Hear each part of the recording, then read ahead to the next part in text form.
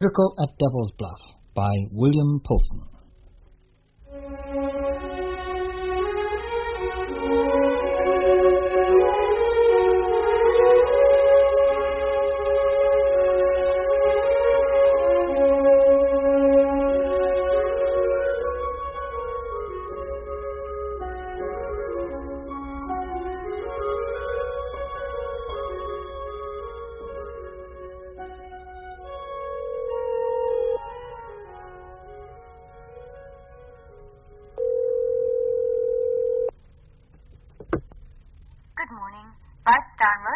America's finest advertising agency. Mr. Rosenberg's office. Morning, ma'am. I'd like to speak to Mr. Rosenberg, please. Who's calling, please? John Ferguson of Angel Springs, Arizona. It's nice to hear from you, Mr. Ferguson. You didn't come through the switchboard, Mr. Ferguson. Can I ask how you knew Mr. Rosenberg's direct number? You sure can, ma'am. I was given it by a friend of mine, John Adams of Houston, Texas. You see, ma'am, I'm thinking about opening up a Wild West park, and old John thought it might be an idea to have you and Mr. Rosenberg look things over first. Will you hold up for a moment, please, Mr. Ferguson? Yes, Molly? Mr. Rosenberg, I have a Mr. Ferguson of Angel Springs, Arizona on the line. He was given your direct number by Mr. Adams of Houston. Do you want to take the call? Well, if he's a friend of John Adams, I'll have to speak to him. Put him through, Molly. Yes, Mr. Rosenberg. You're through now. Good morning, Mr. Ferguson. I believe you're a friend of John Adams. How is he? Pretty good.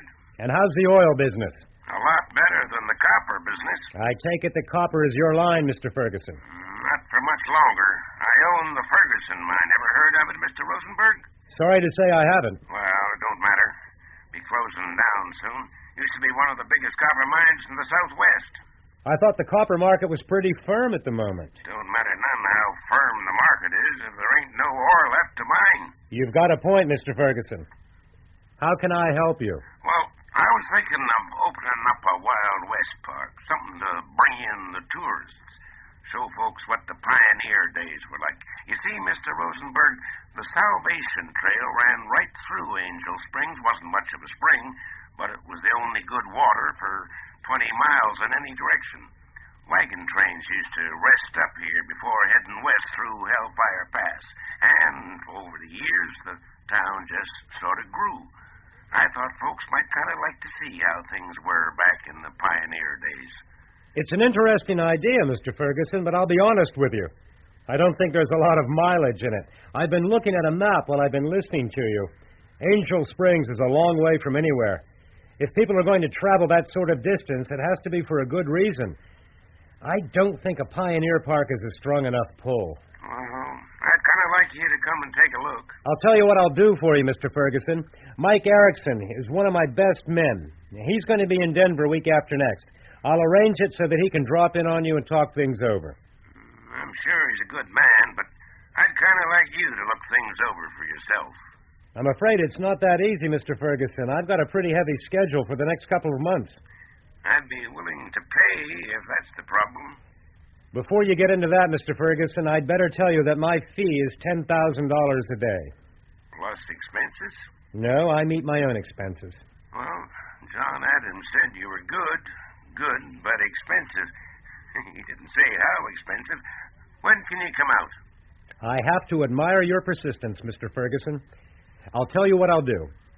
I'll fly out next weekend. If you can arrange transport from the airport, I'll arrive Friday and stay through Sunday. I'll make it an all-in fee of $20,000. How does that sound to you? I'll go along with that. Albie can pick you up and you can stay at my place. It ain't as good as some of your New York places, but I think you'll find it's not too bad. I'm sure it'll be just fine, Mr. Ferguson. I'll have my secretary sort out the details, and then she'll call you right back. Sure thing. See you soon. Goodbye, Mr. Ferguson.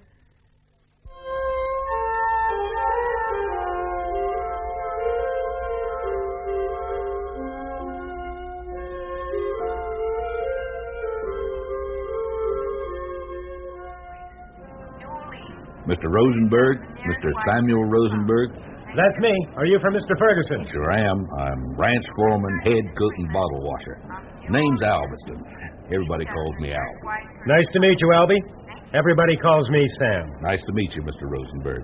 Give me those bags. If you'll take the big one, I'll be fine with this one here. Sure thing. Is it far to the ranch?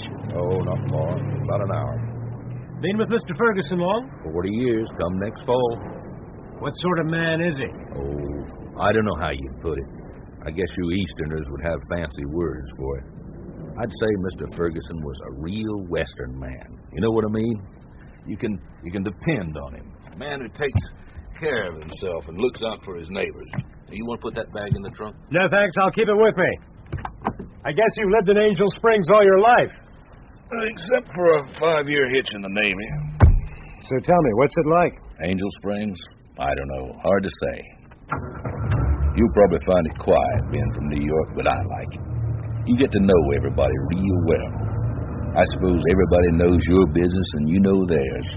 You can walk from one side of town to the other in an hour or so and still have time to say hello to the folks you meet. I've been to New York and I didn't like it. It ain't anything like Angel Springs.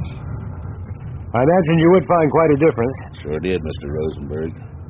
You see, the way I figured it, the trouble with New York was that nobody knew anybody else. Nobody trusted nobody.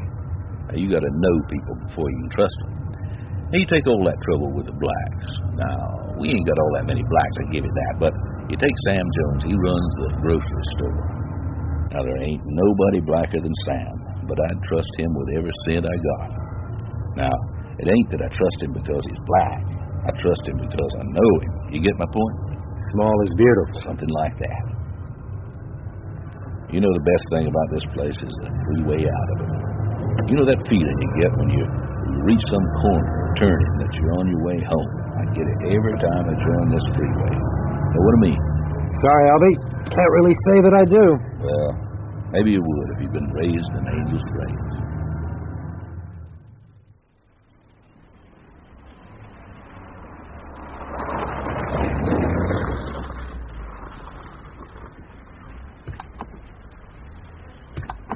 Howdy, Mr. Rosenberg.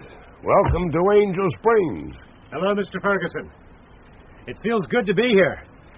This really is one of God's beauty spots. Glad you like it.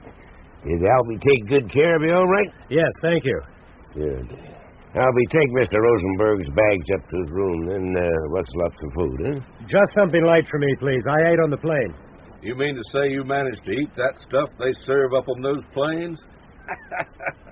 Mr. Rosenberg, you sure do have strange taste. Something you get used to, Albie. Well, that's about the size of it, Mr. Rosenberg. Now, are you sure you've eaten enough? Plenty more there. More than enough, thank you. Good. Yep, the mine has another year at best, and that's if the copper price stays good. If it drops, mine could close within a month. I appreciate your problem, Mr. Ferguson, but I'm not convinced about your Pioneer Park. Now, you're wrong there. I've been to Disneyland. Now, there's millions of people go there every day. Now, if we had something small but on the same lines, then folks would be bound to want to see it. We could have real wagons, Indians, shootouts, all kinds of stuff like that. You know, Mr. Rosenberg, the Indians were the finest light cavalry the world has ever seen. And we could have the Indians attacking a circle of wagon trains, then the cavalry chasing off the Indians, all kinds of stuff like that. I can see what you mean, Albie, but setting up something like that has to be well thought out. You can't just stick the park in the middle of nowhere and expect people to arrive out of thin air. Other factors have to be taken into consideration. For instance, what other amenities and attractions are there in the area? I don't know about that. Me and Mr. Ferguson went down to Florida a year before last and visited Disney World. Seems to me there ain't nothing else down there but swamps and alligators. And winter sunshine, ready-made tourist industry, space center, small extras like that. Anyways, I'm sure you'll have a good think about it, Mr. Rosenberg. I will. I was wondering if someone could show me around the area tomorrow. I thought it might be nice to do it on horseback. Albie, could you show Mr. Rosenberg round? Be glad to. What time you want to start? Say breakfast at 7. That'll suit me real fine. I like an extra hour or two in bed on a Saturday morning.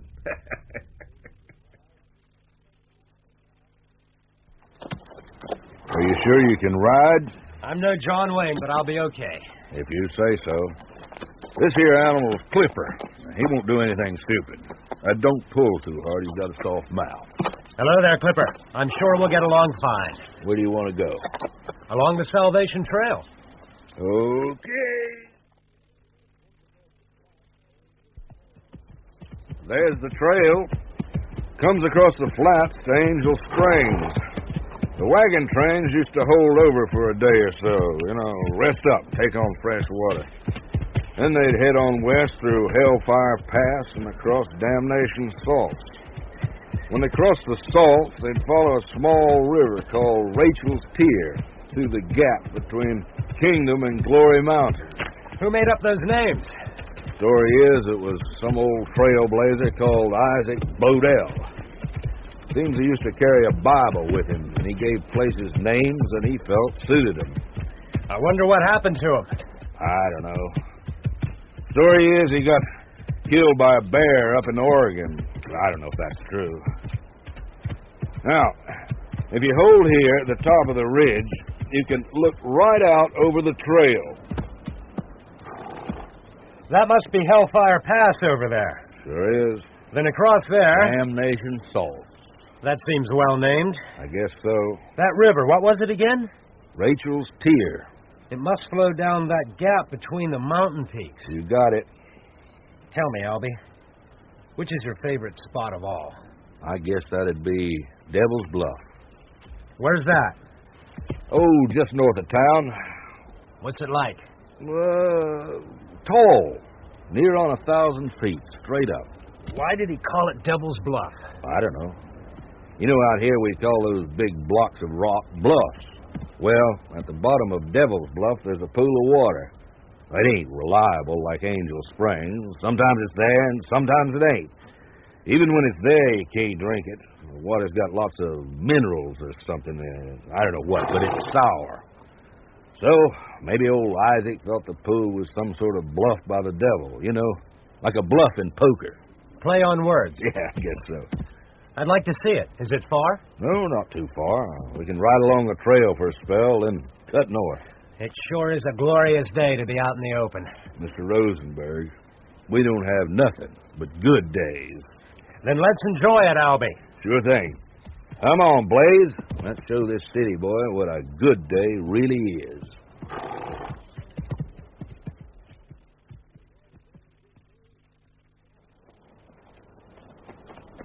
You boys had a good day? We have indeed, Mr. Ferguson. Where'd you go? Along the trail a ways, then north, up as far as Devil's Bluff. Yeah. Well, Mr. Rosenberg, what do you think of this part of the country? Beautiful. Very harsh and very beautiful. Hungry? I sure am. I'll get you something to eat. If it's all right with you, Mr. Ferguson, Albie and I are going to eat in town. Oh. We thought we might wash the dust down with a cold beer. Fine. Suit yourselves. Would you like to come into town, boss? No, thanks, Albie. I'll watch the game on TV. You boys have yourselves a good time in town.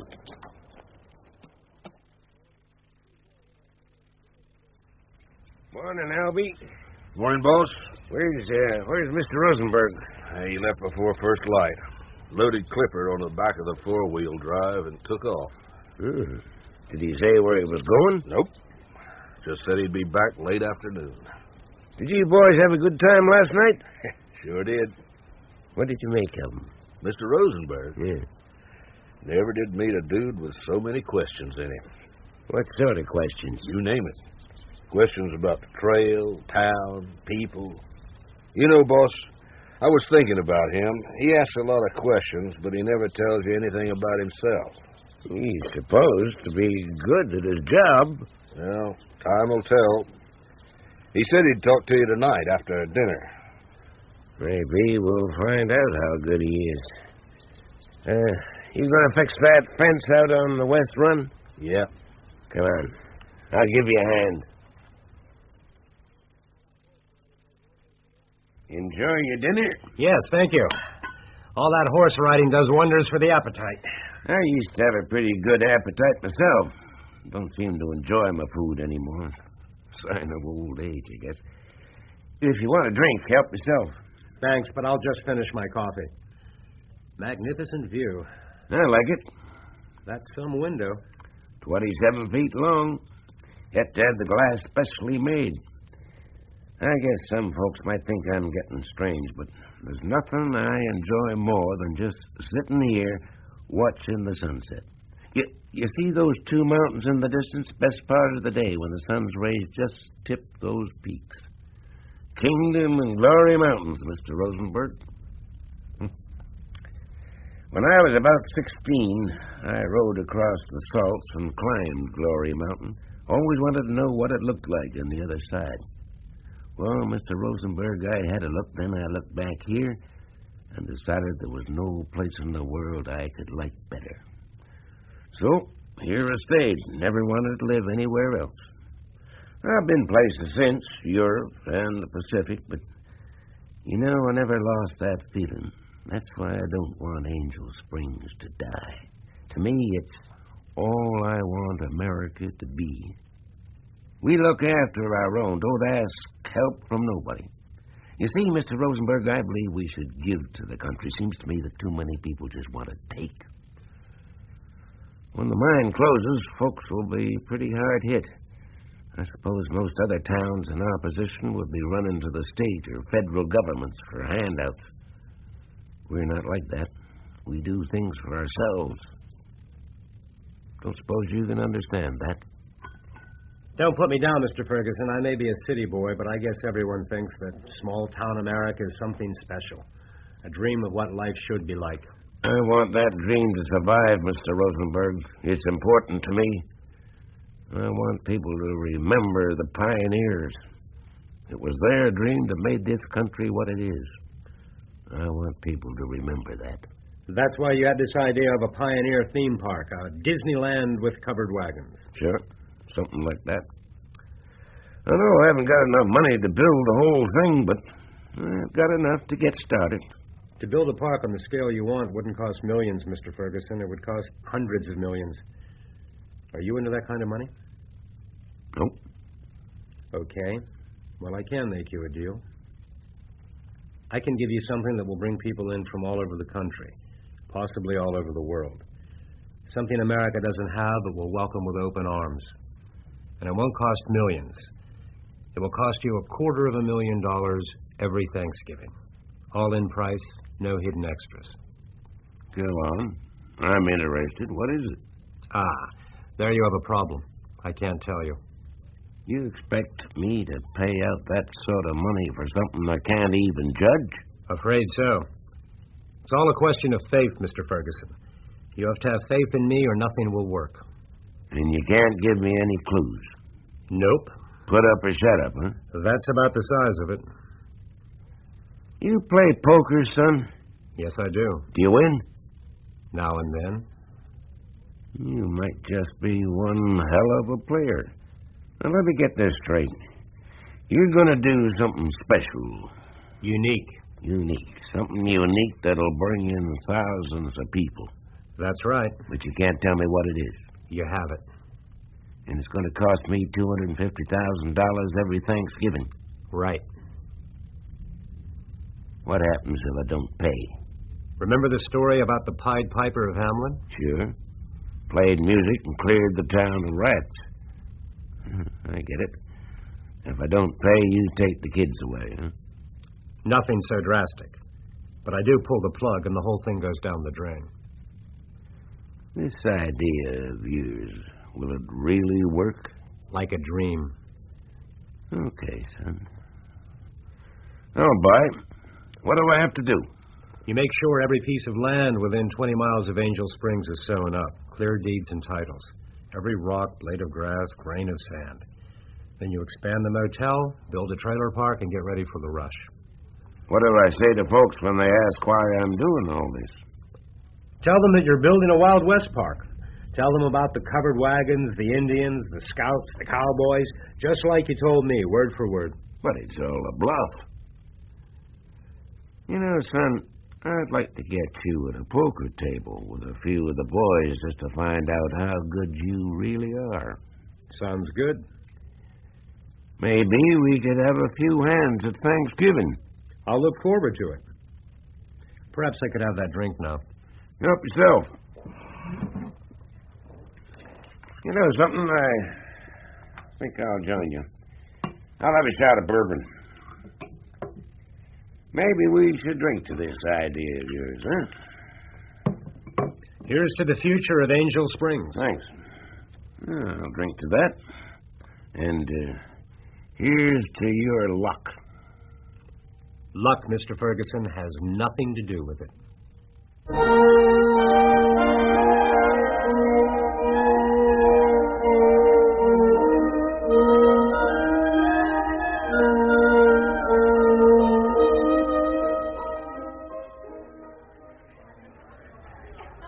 You mind if I sit here? Help yourself. Kind of crowded. Yeah, it always is at lunchtime. Could you pass the ketchup? Sure. Thanks. Do you live here? Yep. Things seem kind of busy for a small place like this. Been like this for the last month or so. What's going on? Oh, a new development coming in. We're building a Wild West park, like Disneyland. Way out here? Oh, sure. It's the ideal place for it. Angel Springs is the main stopping point on the Salvation Trail. Never heard of it. Well, you never heard of the Salvation Trail? I guess I skipped school the day they told us about it. I thought everybody had heard of it. After the wagon trains came the railroad, they made a movie about it. What was it called? Run West to the Sun. Never heard of it. It was a good movie. I take your word for it. Maybe I'll catch it on TV sometime. Yeah, look out for it. It's real good. You seem to know a lot about things around here. I should. I'm the main reporter on the local newspaper, the Angel Springs Bugle. Ain't you kind of young for that? Well, when I say the main reporter, there's only two of us. There's Mr. White. He's the editor and writes most of the stuff. I write everything else. It sounds important. Oh, it sure is. But it's only a beginning. One day I'll be writing for the Herald or the New York Times. You just wait and see. I guess you will. I'll look out for your name. What is it? Oh, Baird. James Baird. I'll look out for you, James Baird. What's your name? Kelly. Is that all? Adam Kelly, but Kelly's enough. You just passing through? Maybe. Touring around? Sort of. We're just traveling. No, you're with a bunch of people. Nope. Just me and my old lady. Oh, on vacation. You could say that. We're visiting places. Hippie communes, places like that, huh? Hell no! Just because I'm dressed like this don't mean I live in a commune. Me and my old lady are more interested in our own space than any colony. No, we're looking up all the places with Angel in their name. Why'd you want to do that? It's a long story, but, well, my old lady has had this sort of dream, and we're looking for the place in her dream. And what's the dream about? You ain't gonna laugh. I won't laugh. Well, my old lady is beautiful. You could travel 1,000 miles and never see anybody like her. Long blonde hair, blue eyes. She had an accident when she was just a kid, lost a leg. Now, it don't matter none to me, and up to 6 months ago, it didn't matter to her. Then the dream started. Just little bits at first, but the dream got stronger. The dream kept coming, getting clearer and clearer, till, in the end, she had it all. My old lady says that the Virgin Mary comes to her and tells her to swim at dawn in a pool at the foot of a giant rock, and she'll get her leg back. Pool is out in the desert near a place named after the angels. Now, I think it's pretty crazy, but my old lady wants to live out the dream, so I go along with her. We live in San Francisco, so I guess that the place she was looking for was somewhere in the desert near Los Angeles, City of the Angels. Man, we spent weeks looking for that damn pool. Never did find it. So we started looking further out. Been in the VW camper for weeks now, and we've never found it yet. What does the place look like? There's a track through the desert, then some hills, drop through the hills till you come on some real rough country. In front of you is like a long canyon, and at the end of the canyon is something like a mountain. My old lady says the sides go straight up, and the top of the mountain is flat. At the bottom of the mountain is a pool, cool and deep and clear. Devil's Bluff. What? The place, it's just north of here. It's called Devil's Bluff. Are you sure? I'm sure. I'll take you there. You sure we got it? Positive. Hey, man, could you spare a few minutes to speak to my old lady? We checked into the motel. Come and have a beer with us. Well, my lunch hour is nearly over. I have to be back by 2. But then again, you have to be adaptable. Yeah, I'd be delighted to have a beer. Man, I sure am glad I met you. For only those who congregate, I like to Honey, you decent? Sure, come on in. I got company. This here is James Baird. Honey, can I switch this off? This guy is the local reporter. We might have found the place you've been dreaming about. Jim Boy, this is my... Give me more details. No, you tell me what it's like. Just like you were driving up to it. I'll know if it's the place. Okay, well, as you drive across the desert, you come to some low hills. What do they look like? Oh, kind of small and smooth. No trees or scrub or anything like that. Just barren rock. Go on. Well, then you cross the hills, drop down, and you start into a long draw canyon. That's right. The track is rough and bumpy. Lots of boulders and chuck holes. At the end of the canyon is a big rock, Devil's Bluff. It's high. I don't know, 1,000, maybe 1,200 feet high. It's about half a mile across. It does sound like it, honey. Can you tell me a bit about your dream, Miss Mary? I don't understand it all, but it's not like a normal dream. You know, in a dream, if you don't like what's happening, you can change it. I can't do that with this dream. It's like I'm in somebody else's dream. Well, what happens? Well, I'm standing in front of this pool, and this woman is standing on the water. She's smiling at me and telling me to come into the water. I ask her why. She says, 'cause I want your leg to come back. I say, well, why me? But she smiles and says to trust her. I look up, and there's this great big rock behind the pool, and I get a bit frightened. But she says, everything is going to be fine. What does she look like?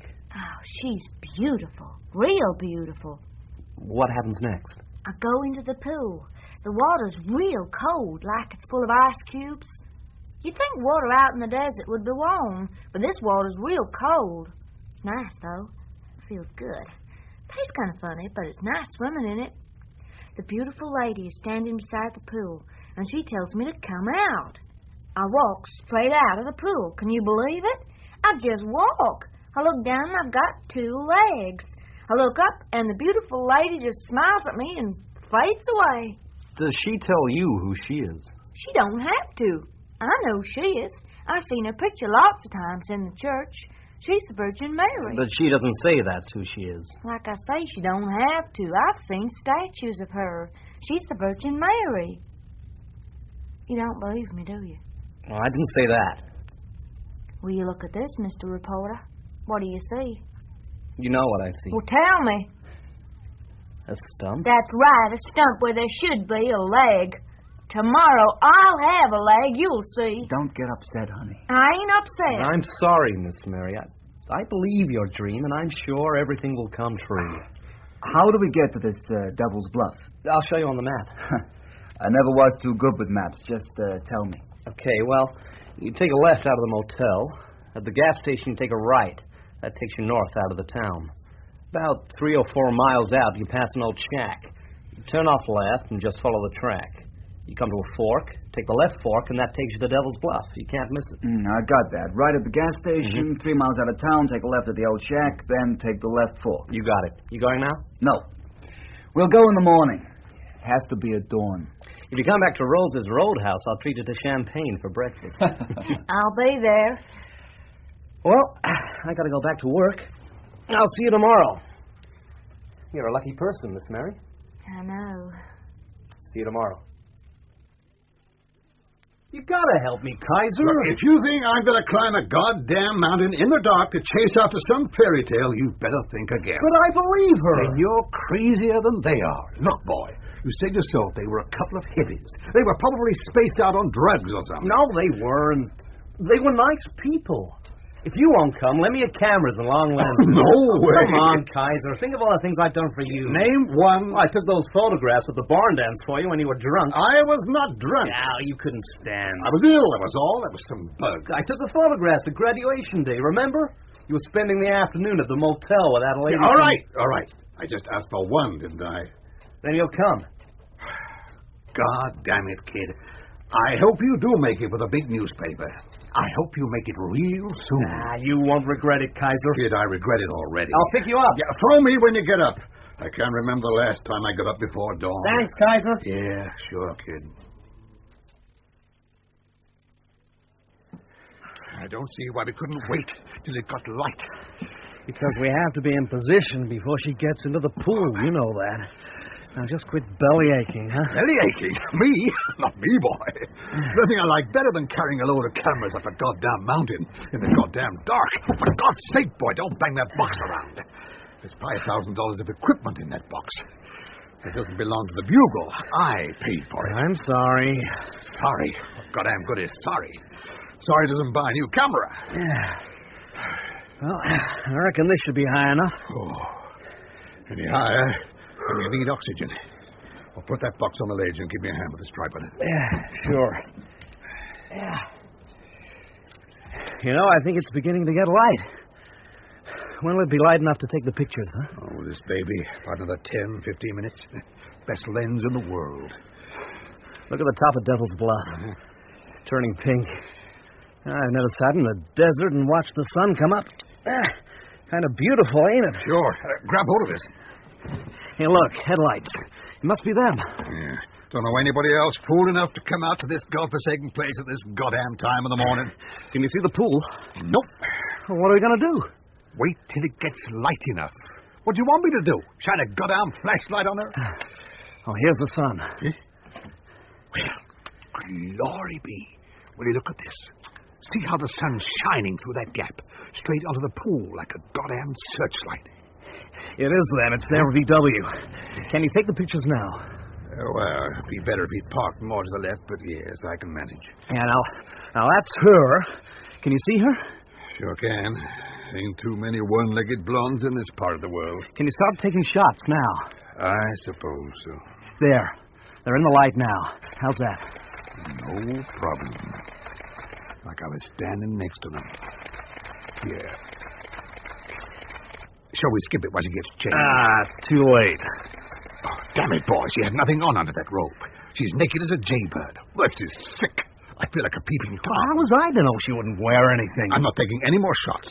Well, it's not like she was normal. Sneak nude shots of a cripple. You know what this is, boy? This is Perverti's boy. Perverti. You might as well. Besides, she's in now anyway. You can't see much. You want to look through this lens? That water's as clear as crystal. We can always destroy the film. Okay, boy. But I warn you that when this is over, I'm going to do just that. God, that water looks cold. She's a good swimmer, leg or no leg. I wish I could dive under like that. Practice, that's all. Okay, baby, up you come. Nice smile for Daddy. That's it, honey. How deep is she going? I don't know. I lose sight of her. Maybe 10, 12 feet, maybe more. That's it, honey. Up for Daddy. Nice smile. Oh, beautiful.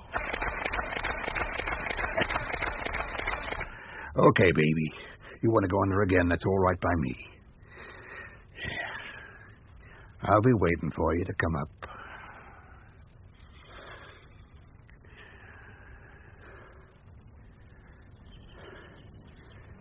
She seems to be down a long time. Oh, relax. She knows what she's doing. She's enjoying herself. Well, how long has she been under? I don't know. 30, 40 seconds, maybe. It seems longer than that. 30 seconds can be a long time. Yeah, well, I think I'll time her next time. But she doesn't stay down longer than a minute. $5? $5. Yeah, here she comes. Hold on, honey. That was too quick. God almighty. Kaiser, she's got two legs. Huh? Oh, steady, boy. Just an optical illusion. No. Honest. I swear to you, she had two legs. We'll soon know. Here she comes again. She must have.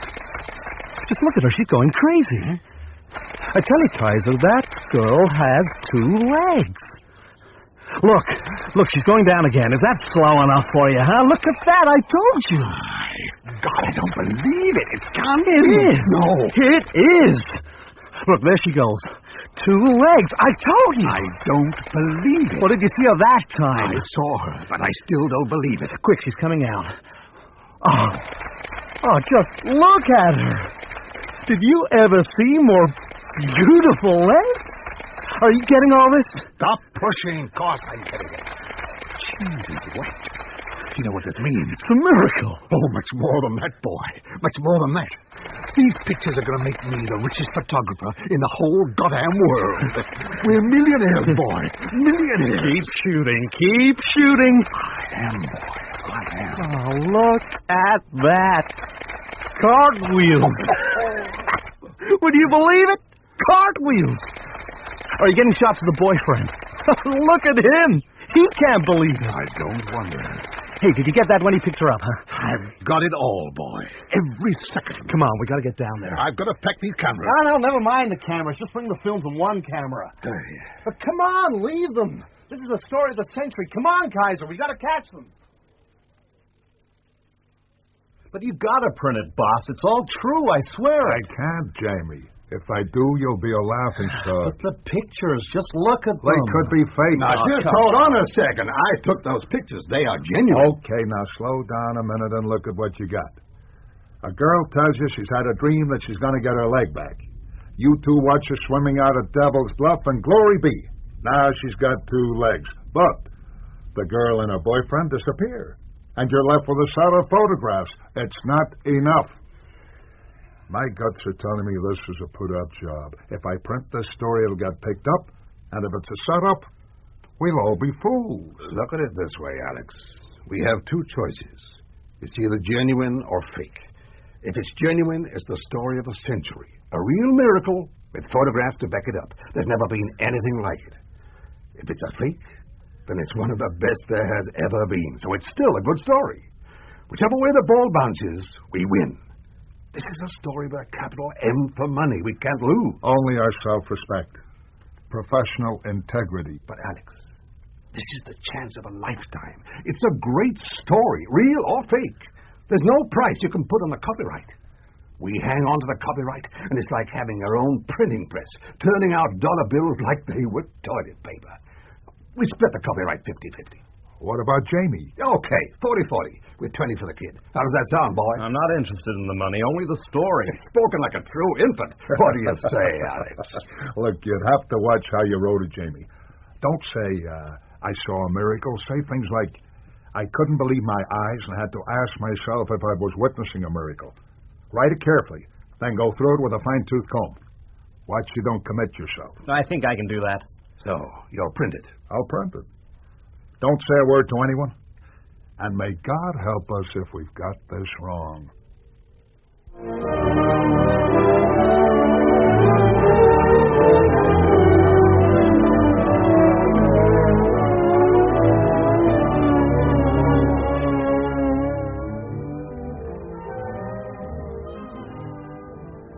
May I have the key to my room, please? My name is Rogers, Ed Rogers. I have a reservation. Hold on a minute, mister. Everybody says that. Now, what was your name again?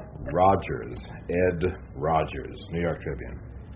Rogers. R-O-G. Yeah, I got you. Room 12. Now, hang on. I can't seem to find the keys. I can't be too careful. Everybody claims they made a reservation. Usually they're lying. Yeah, pretty popular place. Mister, since the miracle, I got people sleeping in broom cupboards. We got everybody here. TV people, reporters, blind people, lame, crippled. You name them, we got them. They're coming from all over. Nice for business. Oh, can't complain about business. We just finished an extension as well. Boss says he wished he'd made it 5 times bigger. I guess he picked a lucky time to expand. You can say that again, mister. Here it is, room 12. I swear these keys have a life of their own. You put them down for 1 minute, they walk away. Thanks. Do you know the local newspaper, man? That youngster? Yeah, James Baird's his name. No, the other one. Mr. White. No, he don't give interviews. But the young one, he'll talk to you till the cows come home. Yeah, I'm sure he will. But Mr. White, it is Alex White, isn't it? That's right. Is he about 50, tall, broad-shouldered, thick wavy hair and glasses? That's right. You know him? I think so. Like I said, he don't give interviews. That's okay. I think he might talk to me. Excuse me. I couldn't help overhearing. Do you really know Mr. White? I do. Do you think I could come with you when you speak to him? Which paper are you with? I'm not a reporter. My name is Gomez. Father Gomez. I'm a priest. Nice try. I am who I say I am. Sure you are. I assure you I am a priest. I have papers. Of course you have. Look, mister, it's the easiest thing in the world to hire a costume. I've seen it all before. What do you want me to do? Say mass? Anything but that. Do you drink beer? Yes. Pick up a 6-pack and join me in room 12. We'll talk about it. Come in, it's open. Six-pack as requested. Open a couple while I finish unpacking. Oh, that's better. Oh, it's hot as hell. Oh, I'm sorry. That's okay. Where are you from? Reno. Nevada? This is pretty far out of your parish. I should have thought there was enough sin in Reno to keep you busy. Why are you here? I want to look into this business for myself. Why? I was discussing it with my bishop. He thought it would be a good idea. The break would also give me time to think some things out for myself. I didn't think priests would have problems. Maybe that's part of the problem. Well, as a priest, what do you really think of all this miracle business? Will you quote me? Well, if you don't want me to. Off the record. If it is a true miracle, then it's the biggest thing to happen to the church since the Lords of Fatima. And if it's a hoax? It could do immeasurable harm. And which do you think it is? I'm not sure, but I think it's a hoax. You're damn right it is.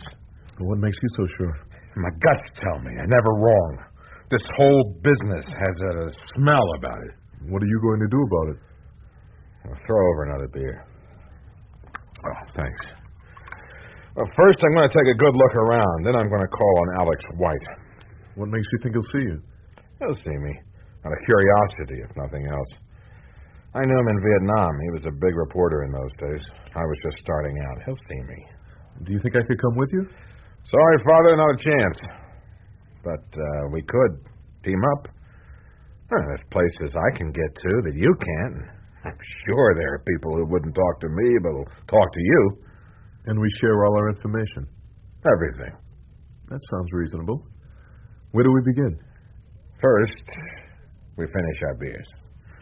Then we look around. After that, I'll call on Alex White while you call on some of the old established Catholic residents of Angel Springs and ask them what they think. Then I'll meet you back here. I'll ask the room clerk to let you in. Agreed? Agreed.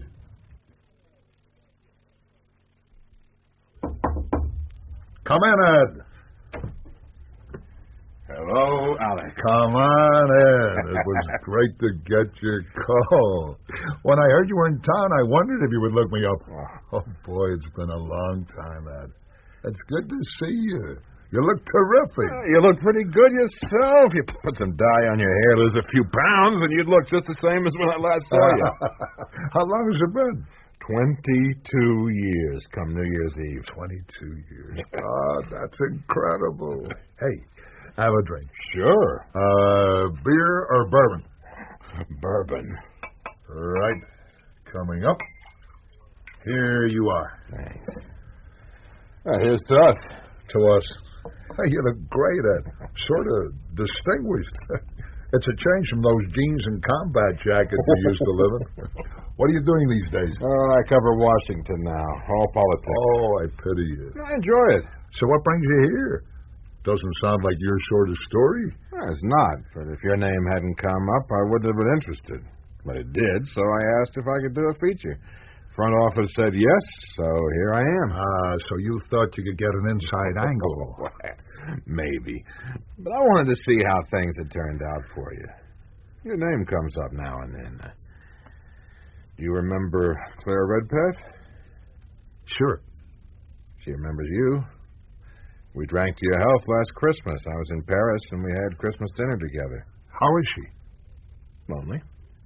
Oh, she's very successful, head of the European end now. Still attractive, a bright, good company. After dinner, we had some brandy and played the game of what might have been.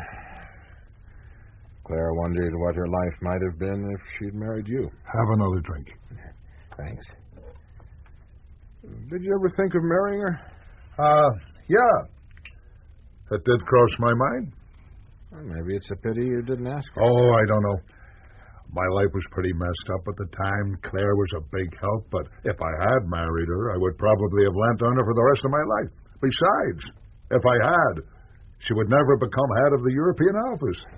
Well, if you ever happen to go to France, look her up. Oh, no. I don't think I'll be doing any more traveling. How about you? Did you get married? Oh, never seemed to have the time. Hey, let's drink to the ladies. Whoa, that's plenty. To the ladies. The ladies. I heard you went out to the West Coast. I did. After I came back from Nam, I stayed in Washington for a spell, and I was transferred to England. I made a mess of that.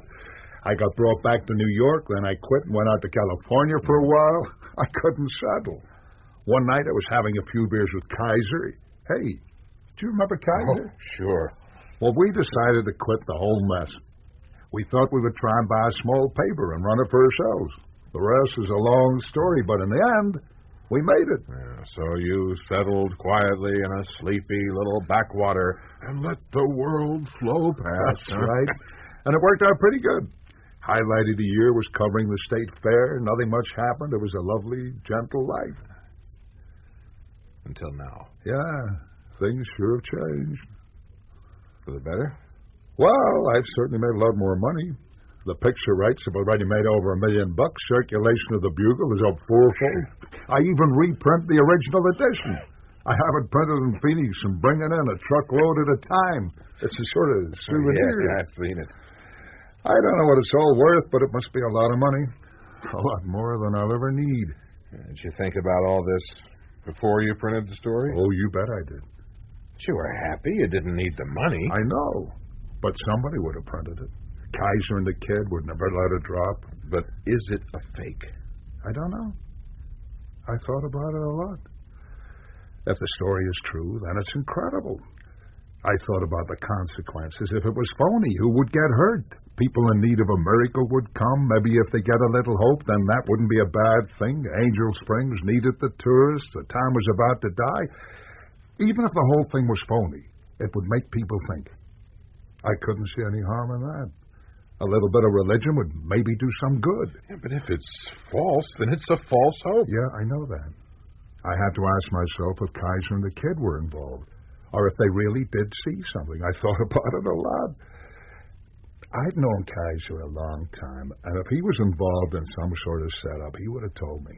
And I don't think the kid is capable of organizing something like this. Why didn't you follow the story? What?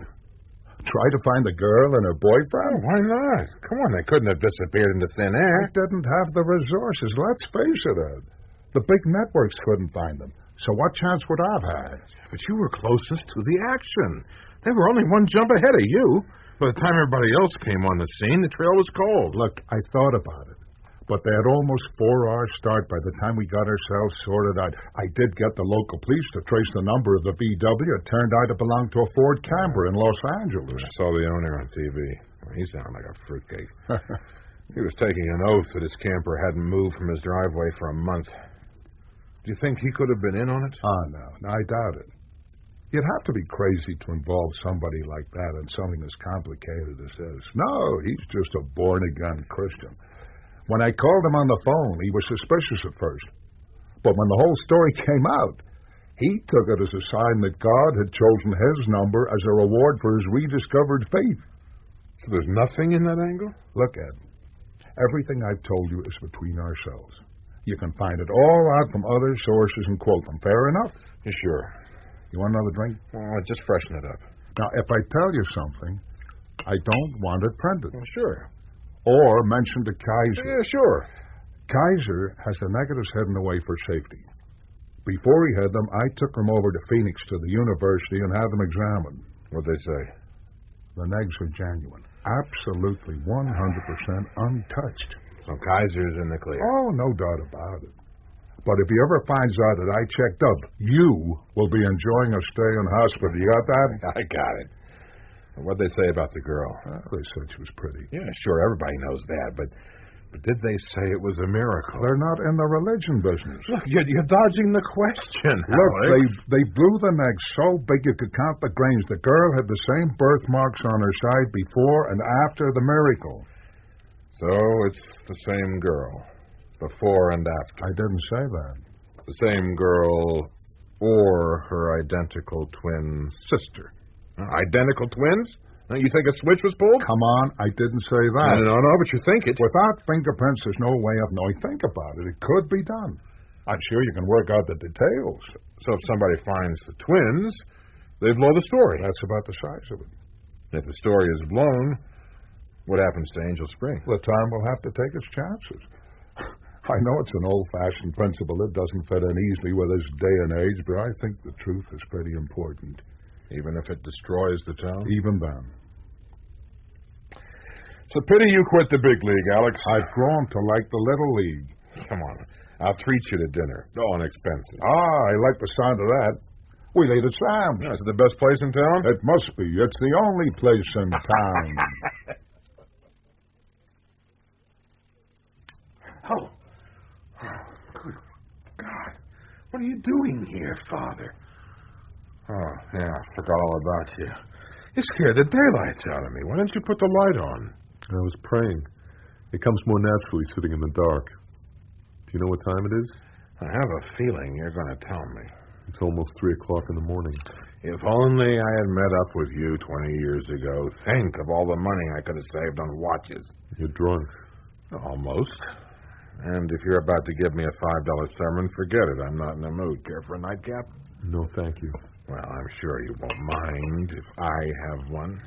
Did you see Mr. White? Oh, yes. I saw Mr. White. Mr. White and I have had quite an evening. Quite the best evening I have had for some years. Reliving the old times. It was as if I pressed a little button in my brain and it brought back all my memories back to life.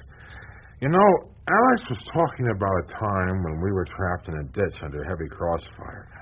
It was as if I was back there. I could hear the noise, feel the heat, smell the earth my nose was pressed into. There was a little black beetle crawling between. Oh. Did you get Mr. White to talk about the miracle? Miracle? That. We talked some. What did he say? Oh, he's clean, I'm sure of that. So is the photographer, Kaiser, and the kid who brought the story in.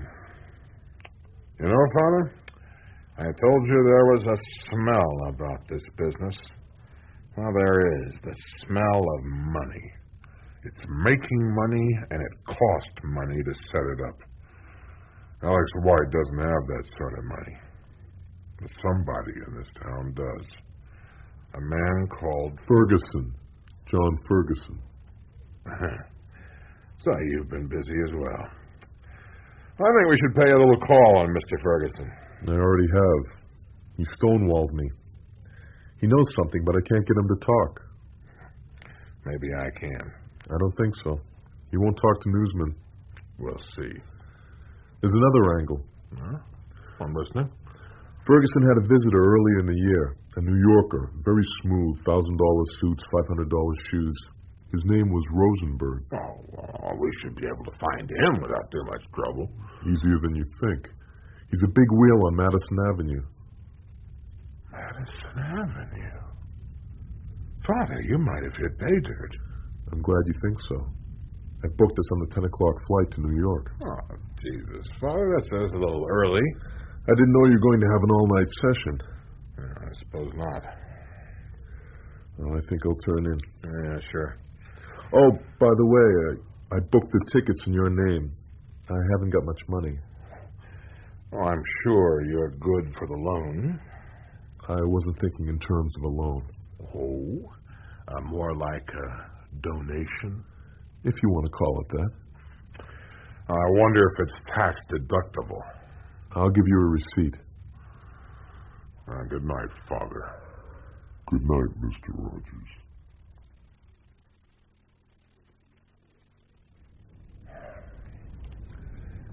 Good of you to see us, Mr. Rosenberg. I'm sure you're a busy man, and we do appreciate you giving us this time. I'm Ed Rogers. I'm a reporter with the New York Tribune, and this is Father Gomez. Pleased to meet you. How do you do, Father? I'm afraid I don't get too many priests in this office, but if you don't mind my saying, I think your church could do with a little help from Madison Avenue. And if you'll forgive me, Mr. Rosenberg, I think Madison Avenue could do with some guidance from the church. Touché, Father. What can I do for you? Well, to come straight to the point, Mr. Rosenberg, we've just come from Angel Springs. That's the miracle place, isn't it? Where the girl had her leg restored. That's right. At a place called Devil's Bluff. We think it was well named. I take it you don't believe in the miracle. Frankly, no. I see. Well, gentlemen, it's nice of you to call and tell me, but really I don't see why I should be honored in this way. Well, you see, Mr. Rosenberg, we have reason to believe that you were in Angel Springs shortly before the alleged miracle. That's possible. High flyer like you, in a one-horse town like Angel Springs, strikes us as a little odd, Mr. Rosenberg. I go to the strangest places, all part of my work. It's like this, Mr. Rosenberg. We think you arranged the whole thing. Why would I do that? To put Angel Springs on the map. By arranging a miracle. What better way? Perhaps you do me too much credit, Father. Well, you did it with two girls, twin sisters. You made sure the girl's dream was leaked to that young reporter. You'd done your groundwork well. You knew he would fall for it. So you knew there was a good chance he would follow the girl. Shall we call her Girl 1? After all, she didn't only have one leg. Girl 1 makes a big display of swimming in the pool. Then she dives down to her sister, Girl 2, and changes places. Girl 2 pops up. Hallelujah, a ready-made miracle. Nice theory. But how does Girl 2 stay down so long? I read something about that theory, but if I remember correctly, she would have had to use an aqualung, and didn't someone discredit that? No bubbles on the photograph? A Navy issue breathing apparatus doesn't send up bubbles. They're easy enough to get a hold of. All right. But how did she hide? I believe there are some very clear photographs of the pool, and there's only one girl to be seen. She hid under something like a ground sheet and covered up with sand. Gentlemen, you seem to think you know all the answers. Why do you need me? Did you set this thing up? Father, how can I answer that? I can only say no. If I did arrange things as you say, my answer would have to be no. And if I didn't, the answer would still be no. Now, where does that leave us? Mr. Rogers, I can think of only one way to settle this. You obviously believe I'm behind all this. Fine. Go ahead and print it. Then I'll sue your paper, and we'll battle it out in court. You're quiet, Mr. Rogers. What's the problem? Not sure of your ground? Mr. Rosenberg, it would be better for everyone if the truth came out now. Father, why should I set up the Catholic miracle? It's not just that I'm not a Catholic. I'm not even a Christian. You seem very set on disproving this miracle. What's your problem, Father? Is your faith so weak you cannot accept that this miracle could be true? Don't you believe that God is capable of this sort of thing? Or is it just that your own faith in him is smaller than a grain of mustard seed? No, gentlemen, your problem does not lie with me. Your problem lies within yourselves. I believe God can do anything, Mr. Rosenberg. I just don't believe this is his work. Well, gentlemen, I'm sorry. I don't seem to be able to help you. It has been extremely pleasant talking to you, but if you'll excuse me, I do have some pressing matters to attend to. Will you be visiting Angel Springs again? As a matter of fact, I will. I'm going out there for Thanksgiving. Perhaps we'll see you there. I look forward to it. Till Thanksgiving, then. Good day, gentlemen.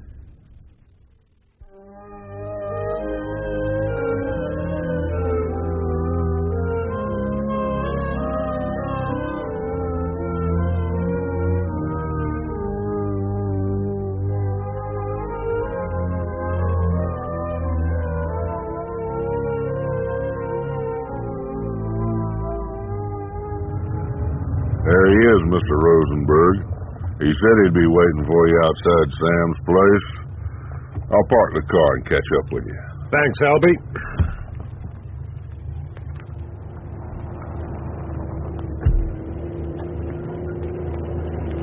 Hello, Mr. Ferguson. Nice to see you again. Hello, Mr. Rosenberg.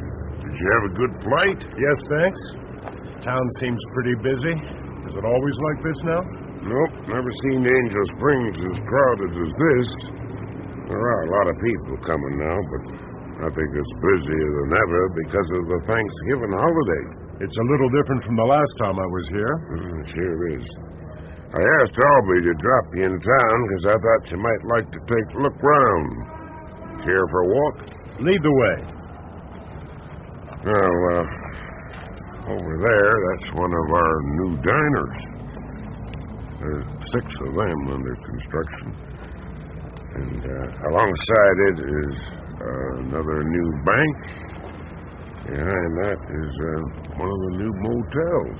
I'm surprised that the construction workers are working through the holiday. Well, time is money, Mr. Rosenberg, and money makes the world go round. I'm sure you know that better than anybody. Oh, here comes somebody I think you ought to meet. Hello, Alex.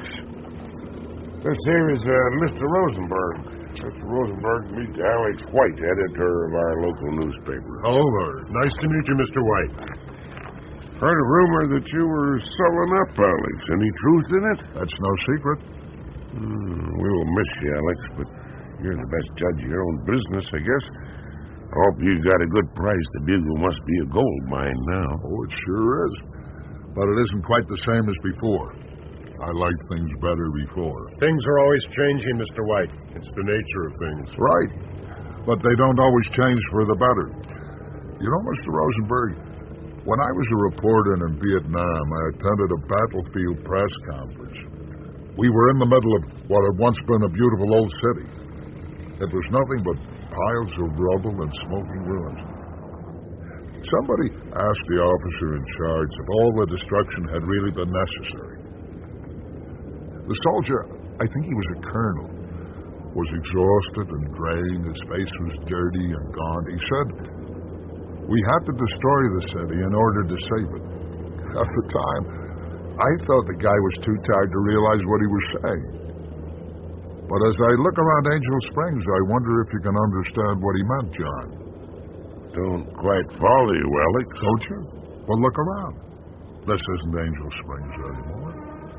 Angel Springs had a strength, a solid feel to the place, a sense of decency. This is nothing but a plastic, grab-a-buck piece of nothing that's living off a confidence trick. You don't seem to have done badly out of it, Mr. White? Oh, you think so, Mr. Rosenberg? I don't normally discuss my business, but I'll tell you something. I had the Bugle valued at what you might call the pre-miracle price. And that's all I've taken out of it. What have you done with the rest? Given it to the Red Cross. That's very noble. Nobility had nothing to do with it, Mr. Rosenberg. It had more to do with sanity. Where will you go, Mr. White? I'm going to try Oregon. If I can't get into newspapers, then at least I can have some decent fishing. Hi, Alex. How things going? Oh, they could be better. I'll be a lot better. Hey, I'm sorry to hear that. So am I. Angel Springs was a nice town. If it had to die, it should at least have been allowed to die with dignity. What are you talking about, Alex? Nothing, Albie. Nothing that really matters. Oh, by the way, Mr. Rosenberg, a couple of people were asking after you. A priest called Gomez and a reporter called Rogers. I think you've already met Rogers, haven't you? That was some article he wrote about you and our so-called miracle. I found it interesting. I bet you did. I can't wait for you to sue him. That'll be some libel case. I hope you call me as a witness. I want a ringside seat at that fight. We'll see.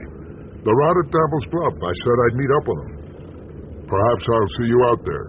Could be. Bye, Mr. Ferguson. Albie. Bye, Alex. See you. What was up with Alex? He's selling up, moving out. What for? He don't like it here anymore. Gee, that's a shame. Well, Mr. Rosenberg, I guess that's the grand tour. Very impressive. How are things out at Devil's Bluff? Well, why don't we go and take a look? That would be nice.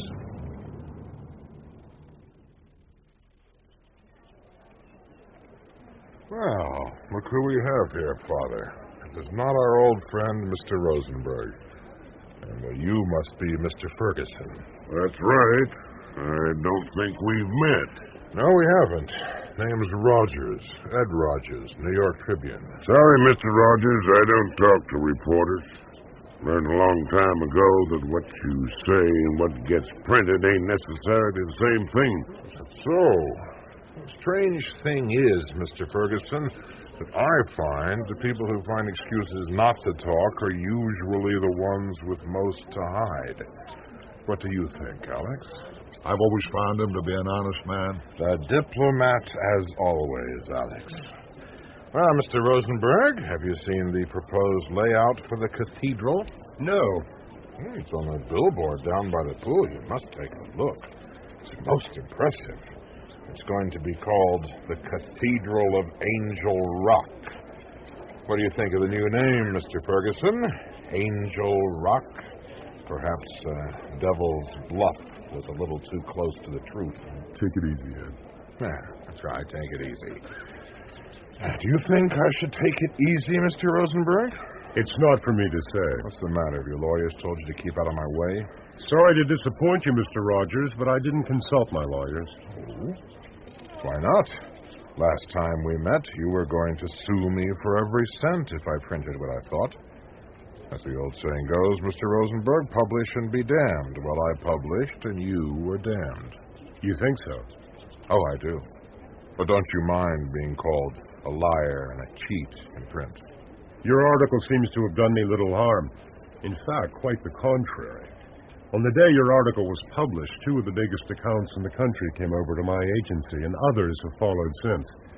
They seem to think that if I was behind this miracle, then from an advertising point of view, it has to be one of the greatest campaigns ever run. So you see my predicament. If I sue you, I stand to lose some of my professional credibility. In fact, I have to thank you. I have reason to believe I'm going to be named Madison Avenue Man of the Year. So, you win all round. It would seem so. What about you, Father? Do you still feel a burning desire to expose my supposed wicked deeds to the world? Your part in events no longer matters, Mr. Rosenberg. If you did orchestrate the miracle, then what you did was wrong, even evil. But I believe God has forgiven you. He's used you as an instrument, Mr. Rosenberg. Look around. Look at the people. Feel the hope in the air. Listen to the prayers. This is God's place. How can you say that? Open your eyes, Father, to take a good look around you. Look at what has become of Angel Springs. It has become a town without decency. It worships the dollar. If you have the dollars, then Angel Springs will supply anything or anyone you want, and do it with a smile. I don't deny that, Ed. But there is good in this place. There's a lot more evil. For the moment, that is possibly so. But I believe good will win in the end. And you're backing a loser. Evil's ahead on points. I don't think so. Forget about whether or not the original miracle was a setup. Look at the miracles that have taken place since. People have been cured of pain. Some have even managed to recover the use of their limbs. Autosuggestion, that's all it is. These miracles are nothing but autosuggestion. You could also call it faith. Maybe in your book, Father, but not in mine. There's someone down at the center I'd like you to see, Ed. He's a man from Boston. His family brought him out here because he was paralyzed by a stroke. He couldn't move a muscle or say a word. I'd like you to meet him.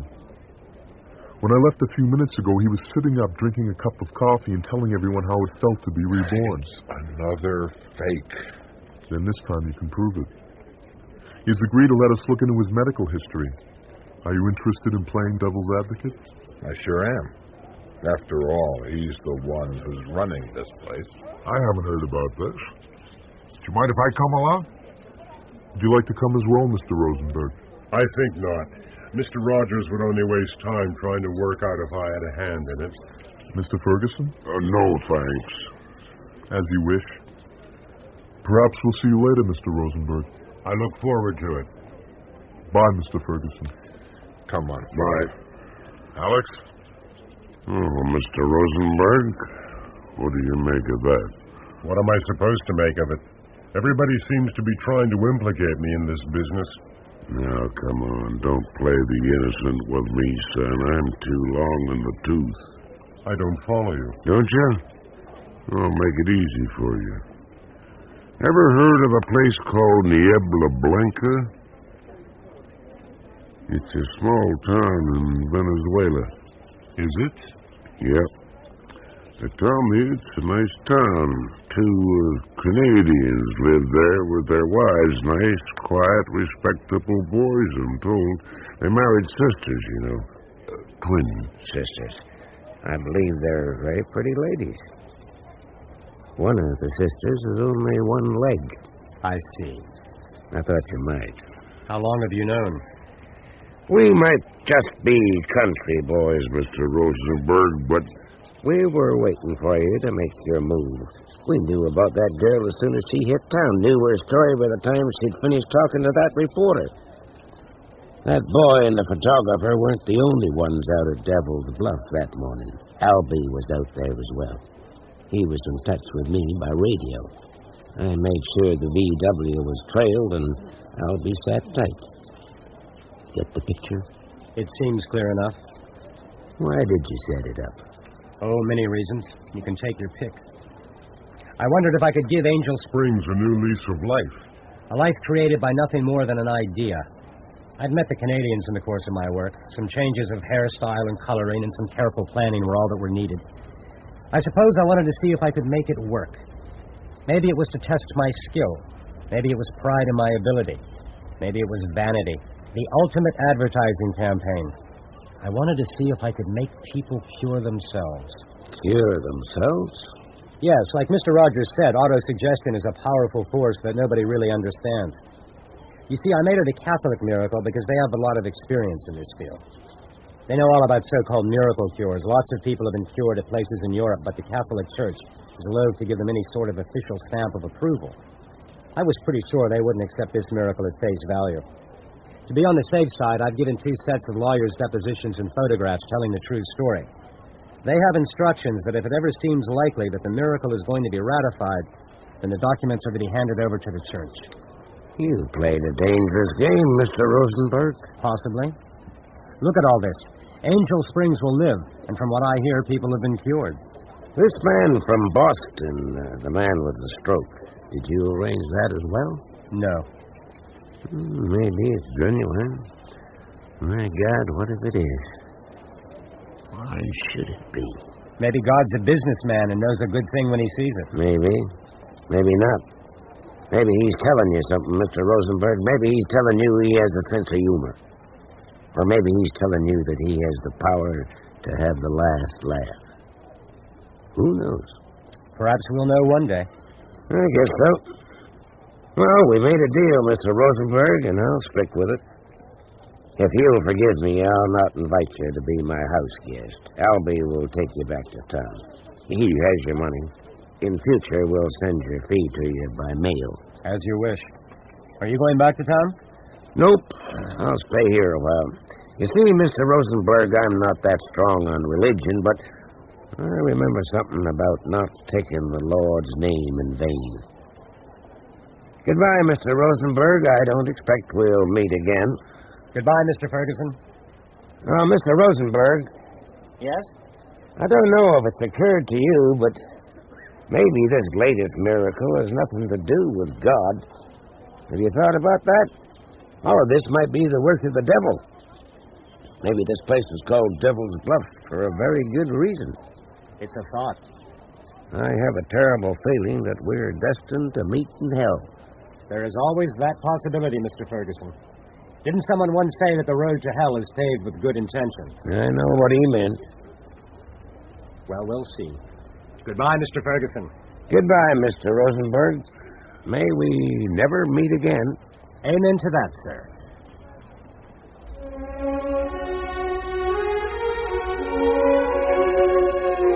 In Miracle at Devil's Bluff by William Poulsen, John Ferguson was played by Robert Beatty, and Samuel Rosenberg by Richard Le Parmentier. Halberston was Bill Bailey, Adam Kelly, Jonathan Taffler, James Baird, Kim Wall, Mary Wallace, Sheila Clark, and Kaiser, Alan Dudley. Harry Towle played Alex White, William Hootkins, Ed Rogers, and Michael Morris, Father Gomez. The hotel clerk was played by Simon Cuff. Miracle at Devil's Bluff was written by William Poulsen and directed by Stuart Owen.